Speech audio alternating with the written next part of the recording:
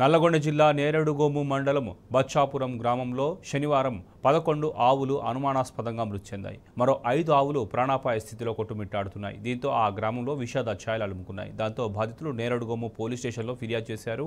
ఎవరో కావాలని విషం కలిపిన నీళ్లు పెట్టి మృతికి కారణమయ్యారని బాధితులు ఆరోపించారు. తమ జీవనాధారమైన ఆవులు మృతి చెందడంతో బాధితులు బోరున వినిపిస్తున్నారు. ఆవుల మృతికి కారణమైన వారిని గుర్తించి కఠిన చర్యలు తీసుకోవాలని, ఆర్థికంగా ప్రభుత్వం ఆదుకోవాలని కోరారు.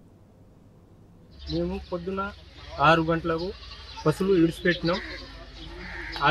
అదే టయానికి అటు గట్టు సైడ్ ఇడిచిపెట్టినాం.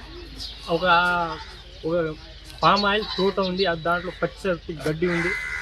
గడ్డి కోసం ఆవులు దానికి పోయినాయి. అక్కడ ఒక డ్రమ్ము ఉంది, కెమికల్ డ్రమ్ము.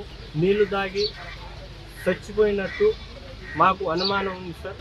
అక్కడ నుంచి మధ్యాహ్నం 1-2 గంటలకు వెళ్ళి చూస్తే 3-4 ఆవులు చచ్చి ఉన్నాయి. నావి 2 ఆవులు చనిపోయినాయి, ఇంకోటి సీరియస్ ఉంది. 50,000 ఉంటాయి. 12 ఆవులకు 6 లక్షలు రేవంత్ రెడ్డి సార్ గారు మాకు ఆదుకోవాలని కోరుతున్నాం సార్. బీదోళ్ళ మాకు ఏం లేదు దాంట్లో.